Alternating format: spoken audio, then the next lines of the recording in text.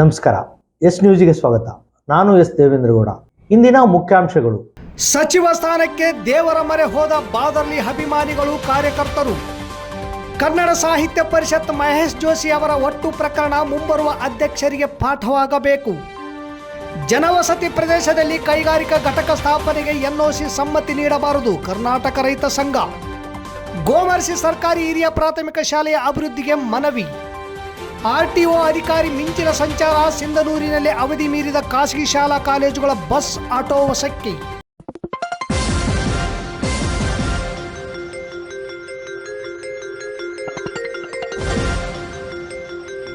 S news, ಇದು ನಿಮ್ಮ ಧ್ವನಿ. ವಾರ್ತೆಗಳ ವಿವರ. ಸಿಂಧನೂರು ಶಾಸಕರಾದ ಹಂಪನಗೌಡ ಬಾದರ್ಲಿ ಹಾಗೂ ಎಂಎಲ್ಸಿ ಬಸನಗೌಡ ಬಾದರ್ಲಿ ಅವರಿಗೆ ಸಚಿವ ಸ್ಥಾನ ಅನುಗ್ರಹಿಸಲೆಂದು ಅವರವರ ಅಭಿಮಾನಿಗಳು ಪಾದಯಾತ್ರೆ, ಬೈಕ್ ರ್ಯಾಲಿ ಮೂಲಕ ದೇವರ ಮೊರೆ ಹೋಗುತ್ತಿದ್ದಾರೆ. ಯಾವ ಭಕ್ತರ ಕೋರಿಕೆ ಮನ್ನಿಸಿ ದೇವರು ಅನುಗ್ರಹಿಸುತ್ತಾರೆ ಎನ್ನುವುದನ್ನು ಕಾದು ನೋಡಬೇಕು. ಸಿಂಧನೂರಿನಲ್ಲಿ ಕಾಂಗ್ರೆಸ್ನ ಎರಡು ಬಣಗಳ ಅಭಿಮಾನಿಗಳು ತಮ್ಮ ತಮ್ಮ ನಾಯಕರಿಗೆ ಸಚಿವ ಸ್ಥಾನ ಸಿಗಬೇಕೆಂದು ದೇವರ ಮೊರೆ ಹೋಗುತ್ತಿದ್ದಾರೆ. ಈಗಾಗಲೇ ದೇವರಿಗೆ ದೀಡ್ ನಮಸ್ಕಾರ ಸಲ್ಲಿಸುವ ಮೂಲಕ ಬಸನಗೌಡ ಬಾದರ್ಲಿಯವರ ಅಭಿಮಾನಿಗಳು ಹಾಗೂ ಹಂಪನಗೌಡ ಬಾದರ್ಲಿಯವರ ಅಭಿಮಾನಿಗಳು 101 ತೆಂಗಿನಕಾಯಿ ಒಡೆದು ಹರಕೆ ಸಲ್ಲಿಸುವ ಮೂಲಕ ತಮ್ಮ ನಾಯಕರಿಗೆ ಸ್ವಾಮಿ ನಿಷ್ಠೆ ತೋರಿಸಿದ್ದಾರೆ. ಈಗ ಕಾರ್ಯಕರ್ತರಿಗೆ ಹಾಗೂ ಅಭಿಮಾನಿಗಳಿಗೆ ಹೈಕಮಾಂಡ್ ಮೇಲೆ ಮಾಜಿ ಸಿಎಂ ಸಿದ್ದರಾಮಯ್ಯ ಹಾಗೂ ಸಿಎಂ ಡಿಕೆಶಿ ಮೇಲೆ ನಂಬಿಕೆ ಇಲ್ಲದಂತೆ ಕಾಣುತ್ತಿದೆ. ಹೀಗಾಗಿ ಇವರ ಮೇಲೆ ಒತ್ತಡ ಹೇರಲು ದೆಹಲಿಗೋ ಅಥವಾ ಬೆಂಗಳೂರಿಗೋ ಹೋಗಿ ಒತ್ತಡ ಹಾಕುವುದನ್ನು ಬಿಟ್ಟು ದೇವರ ಮೊರೆ ಹೋಗುತ್ತಿದ್ದಾರೆ. ನಾಳೆ ಸಿಂಧನೂರು ನಗರದ ಎಪಿಎಂಸಿ ಗಣೇಶ್ ದೇವಸ್ಥಾನದಿಂದ ಹಿಡಿದು ಶಕ್ತಿ ದೇವತೆ ಅಂಬಾಮಠದ ಅಂಬಾದೇವಿಗೆ ಕಾರ್ಯಕರ್ತರು, ಅಭಿಮಾನಿಗಳು ಭವ್ಯ ಪಾದಯಾತ್ರೆ ಮೂಲಕ ಹಂಪನಗೌಡರಿಗೆ ಸಚಿವ ಸ್ಥಾನ ಕಲ್ಪಿಸಲು ದೇವಿಯಲ್ಲಿ ಮೊರೆ ಇಟ್ಟು ಪ್ರಾರ್ಥಿಸುತ್ತಿದ್ದಾರೆ.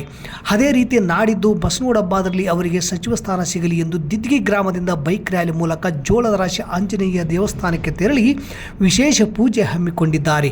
ಹಂಪನಗೌಡ ಬಾದರ್ಲಿ ಅವರ ಅಭಿಮಾನಿಗಳು, ಕಾರ್ಯಕರ್ತರು ಅಂಬಾದೇವಿಗೆ ಹಾಗೂ ಬಸನಗೌಡ ಬಾದರ್ಲಿ ಅವರ ಅಭಿಮಾನಿಗಳು, ಕಾರ್ಯಕರ್ತರು ಆಂಜನೇಯನ ಮೊರೆ ಹೋಗುತ್ತಿದ್ದು, ಯಾರು ಭಕ್ತರು ಕೋರಿಕೆ ಮನ್ನಿಸಿ ಅನುಗ್ರಹಿಸುತ್ತಾರೆ ಎನ್ನುವುದು ಕಾದು ನೋಡಬೇಕು. ಪ್ರಿಯ ಪಾಲಕರೇ, ನಿಮ್ಮ ಮಕ್ಕಳ ಉಜ್ವಲ ಭವಿಷ್ಯಕ್ಕಾಗಿ ಕೇಂದ್ರ ಮತ್ತು ರಾಜ್ಯ ಸರ್ಕಾರದಿಂದ ಮಾನ್ಯತೆ ಪಡೆದಿರುವ ಸನ್ರೈಸ್ ಗ್ರೂಪ್ ಆಫ್ ಇನ್ಸ್ಟಿಟ್ಯೂಷನ್ ಹಾಗೂ D pharmacy, nursing, paramedical college Sindhanur ಸಂಸ್ಥೆಗೆ ಹಿಂದೆ ಭೇಟಿ ನೀಡಿ ಆರೋಗ್ಯ ಕ್ಷೇತ್ರದಲ್ಲಿ ನಿಮ್ಮ ಭವಿಷ್ಯವನ್ನು ನಿರ್ಮಿಸಿಕೊಳ್ಳಿ. ಕಾಲೇಜಿನಲ್ಲಿರುವ ಕೋರ್ಸ್ಗಳು: ಡಿ ಫಾರ್ಮಸಿ ಅವಧಿ 2 ವರ್ಷ, ವಿದ್ಯಾರ್ಹತೆ PUC ಸೈನ್ಸ್ ಪಾಸ್ ಅಥವಾ NIOS ಪಾಸ್. ನರ್ಸಿಂಗ್ GNM ಅವಧಿ 3 ವರ್ಷ, ವಿದ್ಯಾರ್ಹತೆ PUC ಕಲಾ ವಿಜ್ಞಾನ ಮತ್ತು ವಾಣಿಜ್ಯ. Paramedical college DMLT, DHI, DOT and AT ಅವಧಿ 3 ವರ್ಷ, ವಿದ್ಯಾರ್ಹತೆ SSLC ಹಾಗೂ ದ್ವಿತೀಯ PUC ವಿಜ್ಞಾನ ಪಾಸ್.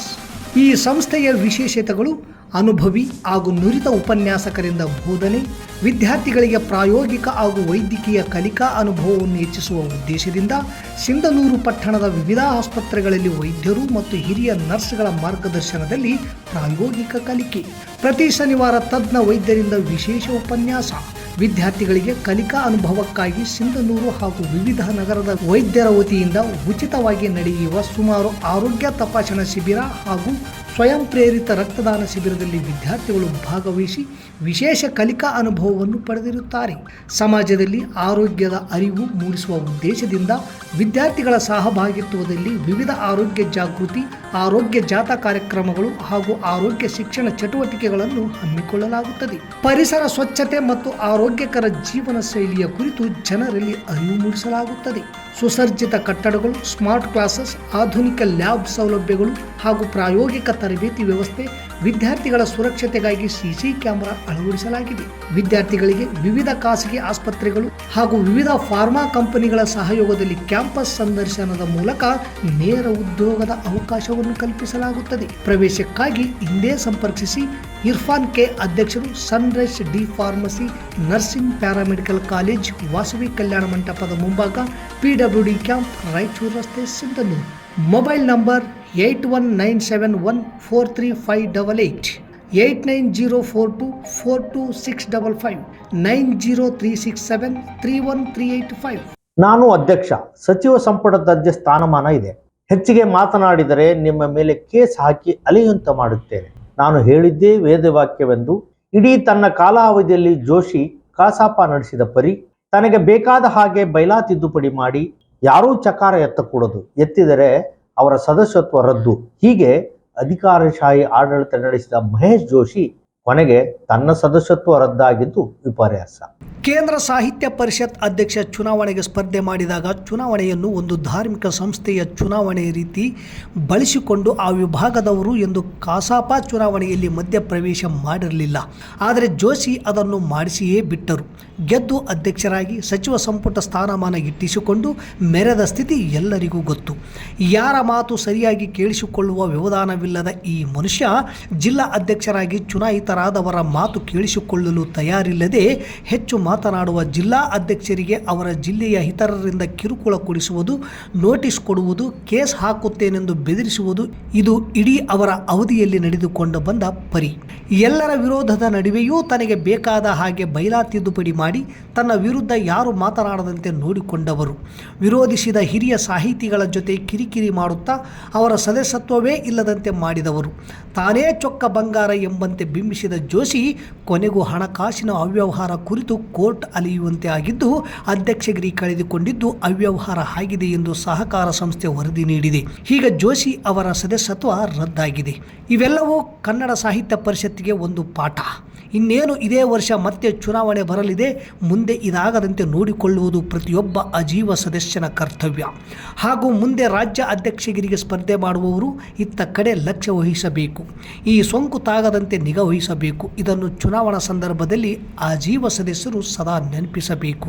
ತಾಲೂಕಿನ ಯುರ್ಪಾಪುರ್ ಗ್ರಾಮ ಪಂಚಾಯತಿ ವ್ಯಾಪ್ತಿಯ 4ನೇ ಮೈಲ್ ಕ್ಯಾಂಪಿನ ಸರ್ವೆ ನಂಬರ್ 38/17ರಲ್ಲಿ 12 ಗುಂಟೆ ಜಮೀನನ್ನು ವಿ ಲಕ್ಷ್ಮೀಕಾಂತ್ ತಂದೆ ಭಾಸ್ಕರರಾವ್ ಎಂಬಾತನ ಹೆಸರಿನಲ್ಲಿ ಕೈಗಾರಿಕೆ ಉದ್ದೇಶಕ್ಕೆ ಭೂ ಪರಿವರ್ತನೆ ಮಾಡಿರುವ ಕ್ರಮವನ್ನು ಕರ್ನಾಟಕ ರೈತ ಸಂಘ AIKKS ಗ್ರಾಮ ಘಟಕ ಖಂಡಿಸುತ್ತದೆ ಎಂದು ಅಧ್ಯಕ್ಷ ಗೌಡಪ್ಪ ಜಾಲಿಹಾಳ್ ಹೇಳಿದರು. ಇದು ಕೇವಲ ಭೂ ಪರಿವರ್ತನೆಯ ಪ್ರಶ್ನೆಯಲ್ಲ. ಜನವಸತಿ ಪ್ರದೇಶದ ಮಧ್ಯೆ ಪರಿಸರ, ಜನರ ಆರೋಗ್ಯ, ಕೃಷಿ ಭೂಮಿ ಹಾಗೂ ಜಾನುವಾರುಗಳ ಬದುಕಿನ ಮೇಲೆ ನೇರ ದಾಳಿ ನಡೆಸುವ ಹುನ್ನಾರವಾಗಿದೆ. ಜನರ ವಿರೋಧವನ್ನು ಲೆಕ್ಕಿಸದೆ ಕೆಲವು ಅಧಿಕಾರಿಗಳು ಕೈಗೊಂಡಿರುವ ಈ ಜನ ವಿರೋಧಿ ಕ್ರಮಗಳು ಸ್ಥಳೀಯ ನಿವಾಸಿಗಳಲ್ಲಿ ತೀವ್ರ ಆಕ್ರೋಶಕ್ಕೆ ಕಾರಣವಾಗಿವೆ. ಈ ಹಿಂದೆ ಇದೇ ವ್ಯಕ್ತಿಯು ಅನಧಿಕೃತವಾಗಿ ಪೀಠೋಪಕರಣ ಕೈಗಾರಿಕಾ ಘಟಕವನ್ನು ಸ್ಥಾಪಿಸಿದ ಸಂದರ್ಭದಲ್ಲಿ ಪರಿಸರ ಮಾಲಿನ್ಯ, ನೀರು ಮತ್ತು ಗಾಳಿಯ ಕಲುಷಿತತೆ, ಸಾಂಕ್ರಾಮಿಕ ರೋಗಗಳ ಭೀತಿ ಹಾಗೂ ಕೃಷಿ ಭೂಮಿಯ ನಾಶದ ವಿರುದ್ಧ ಪರಿಸರ ರಕ್ಷಣಾ ವೇದಿಕೆ, ಸಿಂಧನೂರು ಮತ್ತು ಸ್ಥಳೀಯ ಜನರು ಮತ್ತು ಕರ್ನಾಟಕ ರೈತ ಸಂಘ ಸತತ 1.5 ವರ್ಷಗಳ ಕಾಲ ಹೋರಾಟ ನಡೆಸಲಾಗಿತ್ತು. ಆ ಹೋರಾಟದ ಫಲವಾಗಿ ದಿನಾಂಕ 27/1/2026ರಂದು ವಿರುಪಾಪುರ ಗ್ರಾಮ ಪಂಚಾಯಿತಿ ಸಾಮಾನ್ಯ ಸಭೆಯಲ್ಲಿ ವಿಷಯವನ್ನು ಗಂಭೀರವಾಗಿ ಚರ್ಚಿಸಿ ಘಟಕವನ್ನು ಸ್ಥಗಿತಗೊಳಿಸುವ ನಿರ್ಣಯವನ್ನು ಅಂಗೀಕರಿಸಿ ಸಂಬಂಧಿಸಿದ ಇಲಾಖೆಗಳ ಮೂಲಕ ಘಟಕವನ್ನು ಬಂದ್ ಮಾಡಿಸಲಾಗಿತ್ತು.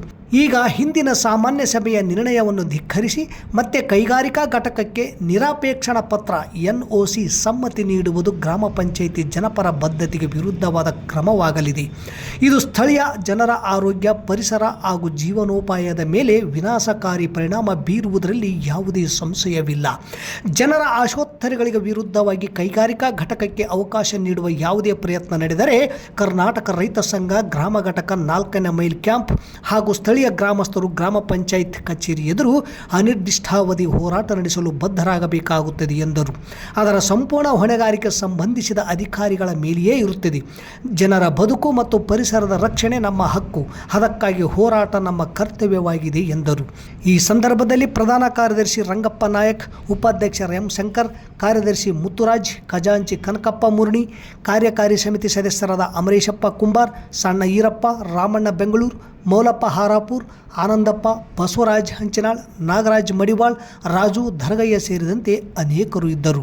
ತಾಲೂಕಿನ ಮಾಡಸಿರುವಾರ್ ಗ್ರಾಮ ಪಂಚಾಯಿತಿ ವ್ಯಾಪ್ತಿಯ ಸರ್ಕಾರಿ ಹಿರಿಯ ಪ್ರಾಥಮಿಕ ಶಾಲೆ ಗೋಮರ್ಸಿಯಲ್ಲಿ ಮೂಲಭೂತ ಸೌಕರ್ಯಗಳ ಕೊರತೆ ಹಾಗೂ ಅಭಿವೃದ್ಧಿಯ ಕಾಮಗಾರಿಗಳ ಅಗತ್ಯತೆಯನ್ನು ಮನಗಂಡು ಗ್ರಾಮದ ಮುಖಂಡರು, ಶಾಲಾ ಶಿಕ್ಷಕರು ಹಾಗೂ ಸಾರ್ವಜನಿಕರು ಇಂದು ಮಾಡಸಿರುವಾರ್ ಗ್ರಾಮ ಪಂಚಾಯಿತಿ ಅಭಿವೃದ್ಧಿ ಅಧಿಕಾರಿಗಳಿಗೆ ಗೋಮರ್ಸಿಯಲ್ಲಿ ಮನವಿ ಪತ್ರ ಸಲ್ಲಿಸಿದರು. ಶಾಲೆಯಲ್ಲಿ ಹೆಚ್ಚುವರಿ ಕೊಠಡಿಗಳ ನಿರ್ಮಾಣ, ಶೌಚಾಲಯಗಳ ದುರಸ್ತಿ, ಶುದ್ಧ ಕುಡಿಯುವ ನೀರಿನ ವ್ಯವಸ್ಥೆ, ಶಾಲಾ ಆವರಣದ ಸ್ವಚ್ಛತೆ, ಆಟದ ಮೈದಾನದ ಅಭಿವೃದ್ಧಿ, ಕಾಂಪೌಂಡ್ ನಿರ್ಮಾಣ ಸೇರಿದಂತೆ ವಿದ್ಯಾರ್ಥಿಗಳಿಗೆ ಅಗತ್ಯವಿರುವ ಮೂಲಭೂತ ಸೌಲಭ್ಯಗಳನ್ನು ಒದಗಿಸುವಂತೆ ಮನವಿಯಲ್ಲಿ ಒತ್ತಾಯಿಸಲಾಗಿದೆ.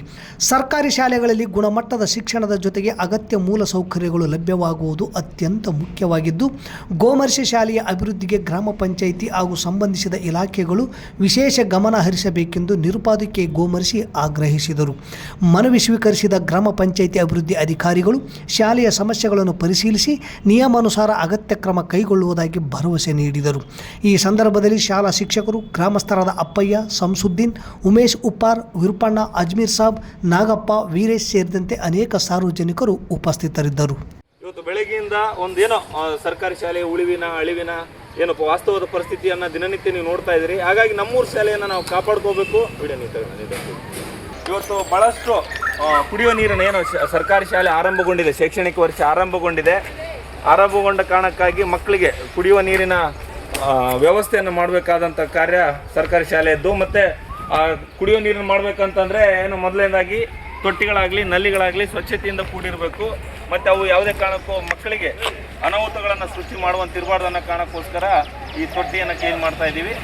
ಇದೇ ರೀತಿಯಾಗಿ ನಮ್ಮ ಕಾರ್ಯ ನಮ್ಮೂರು ಶಾಲೆಯ ಅಭಿವೃದ್ಧಿಗಾಗಿ ಏನು ಸರ್ಕಾರಿ ಉನ್ನತೀಕರಿಸಿದ ಹಿರಿಯ ಪ್ರಾಥಮಿಕ ಶಾಲೆಯ ಅಭಿವೃದ್ಧಿಗಾಗಿ ಮತ್ತು ಅದರ ಬೆಳವಣಿಗೆಗಾಗಿ ನಮ್ಮ ತಂಡ ನಿರಂತರವಾಗಿ ಕೆಲಸ ಮಾಡುತ್ತೆ.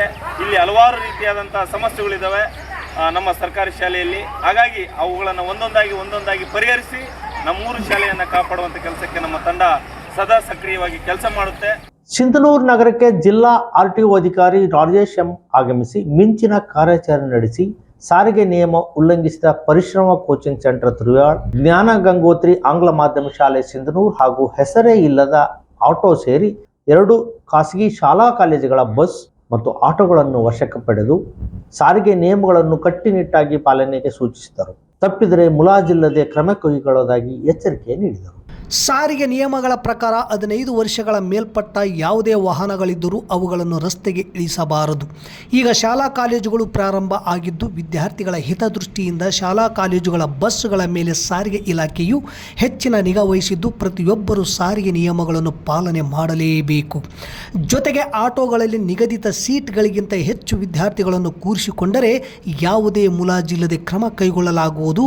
ಕಾರಣ ಎಲ್ಲರೂ ಸಾರಿಗೆ ನಿಯಮ ಪಾಲಿಸುವಂತೆ ಮನವಿ ಮಾಡಿದರು. RTO ಕ್ರಮಕ್ಕೆ ಮೆಚ್ಚುಗೆ ವ್ಯಕ್ತಪಡಿಸಿದ ಸಾರ್ವಜನಿಕರು ಇದು ತೋರಿಕೆಗೆ ಆಗಬಾರದು, ಕಟ್ಟುನಿಟ್ಟಿನ ಕ್ರಮ ಕೈಗೊಳ್ಳಬೇಕು. ಸಿಂಧನೂರಿನಲ್ಲಿ ಯಾವುದೂ ಸರಿಯಾಗಿ ಫಾಲೋ ಆಗೋದಿಲ್ಲ, ಇದು ಹಾಗೆ ಆಗಬಾರದು ಎನ್ನುವುದು ಸಾರ್ವಜನಿಕರ ಅಭಿಪ್ರಾಯವಾಗಿದೆ. ಇದೇ ವೇಳೆ RTO ಸಿಬ್ಬಂದಿ ಕಿರಣ್ ಕುಮಾರ್ ಬಳಗೇರ್, ಸಂಚಾರಿ ಪೊಲೀಸರಾದ ಕರಿಯಪ್ಪ, ಶಿವರಾಜ್ ಸೇರಿದಂತೆ ಅನೇಕರಿದ್ದರು. ಅವನು ಡ್ರಂಕ್ ಆ್ಯಂಡ್ ಡ್ರೈವ್ ಏನಾದರೂ ಮಾಡ್ತಾ ಇದ್ದಾನೆ, ಅವನು ಅದನ್ನು ಪರಿಶೀಲನೆ ಮಾಡಿಕೊಳ್ಳಿ ಪ್ರತಿದಿನ ಬೆಳಗ್ಗೆ ಅವನು ಡ್ಯೂಟಿ ಜಾಯ್ನ್ ಆದಾಗ. ಅದಾದಮೇಲೆ ನನ್ನದು ಒಂದು personal advice as A brother ಆಗಿ ನಾನೊಂದು ಅಡ್ವೈಸ್ ಏನು ಕೊಡ್ತೀನಿ ಅಂತಂತಂದರೆ ಎಲ್ಲ ಸ್ಕೂಲ್ ಬಸ್ಗೂ ಫ್ರಂಟ್ ಕ್ಯಾಮ್ರಾ ಫಿಕ್ಸ್ ಮಾಡಿ. ಫ್ರಂಟ್ ಕ್ಯಾಮ್ರಾ ಫಿಕ್ಸ್ ಮಾಡಿದ್ರೆ ನಾಳೆ ಬೆಳಗ್ಗೆ ಆಕ್ಸಿಡೆಂಟ್ ಆದಂಥ ಸಂದರ್ಭದಲ್ಲಿ ಒಂದು ವೇಳೆ ಆದರೆ ಸೊ ಯಾರ್ದು ಮಿಸ್ಟೇಕ್ ಅನ್ನೋದು ಕ್ಲಿಯರ್ ಕಟ್ಟಾಗಿ ಗೊತ್ತಾಗುತ್ತೆ. ಒಂದು ವಿಚಾರ. ಇನ್ನೊಂದು, ಫ್ರಂಟ್ ಕ್ಯಾಮ್ರಾ ಇರೋದ್ರಿಂದ ರಿಕಾರ್ಡಿಂಗ್ ಆಗ್ತದೆ ಅನ್ನೋಕ್ಕಂಥ ಭಯ ನಿಮ್ಮ ಡ್ರೈವರ್ಸ್ಗಿರುತ್ತೆ. ಹೀಗಾಗಿ ಅವರು ಎದ್ದೋತದ್ವಾ ಡೇಂಜರಸ್ ಡ್ರೈವಿಂಗ್ ಆಯಿತು, ಎಲ್ಲೋ ಲಕ್ಷ ಎಲ್ಲೋ ಕೊಟ್ಬಿಟ್ಟು ಚಲನೆ ಮಾಡ್ತಕ್ಕಂಥದ್ದು ಕಡಿಮೆ ಆಗುತ್ತೆ. ಸೊ ಫ್ರಂಟ್ ಕ್ಯಾಮ್ರಾ ನಿಮಗೆ 2 ವಿಧಗಳಾಗಿ ಹೆಲ್ಪ್ ಆಗುತ್ತೆ. ಸೊ ಎಲ್ಲ ಸ್ಕೂಲ್ಸಲ್ಲೂ ಫ್ರಂಟ್ ಕ್ಯಾಮ್ರಾ ಇಟ್ಕೊಳ್ಳೋದು, ಡ್ಯಾಶ್ಬೋರ್ಡ್ ಕ್ಯಾಮ್ರಾ ಇಟ್ಕೊಳ್ಳೋದು ನಿಮಗೆ ಭಾಳ ಹೆಲ್ಪ್ಫುಲ್ ಆಗಿರುತ್ತೆ. ಸೊ ಸ್ಕೂಲ್ ಬಸ್ಸಸ್ ಅದ್ರ ಜೊತೆಗೆ ಈ ಆಟೋ ರಿಕ್ಷಾಸ್, ಕೆಲವೆಲ್ಲ ಆಟೋ ರಿಕ್ಷಾಸನ್ನು ಸೀಸ್ ಮಾಡಿದ್ದೀವಿ ಈಗ ಪೊಲೀಸ್ ಅವರ ಹೆಲ್ಪ್ ಜೊತೆಗೆ, ಪೊಲೀಸ್ ಡಿಪಾರ್ಟ್ಮೆಂಟ್ ಅವ್ರ ಜೊತೆಗೆ. ಇಲ್ಲಿಗೆ ವಾರ್ತಾ ಪ್ರಸಾರ ಮುಕ್ತಾಯವಾಯಿತು. ನಿರಂತರ ಸುದ್ದಿಗಾಗಿ ವೀಕ್ಷಿಸಿ ಎಸ್ ನ್ಯೂಸ್. ಇದು ನಿಮ್ಮ ಧ್ವನಿ. ನಮಸ್ಕಾರ.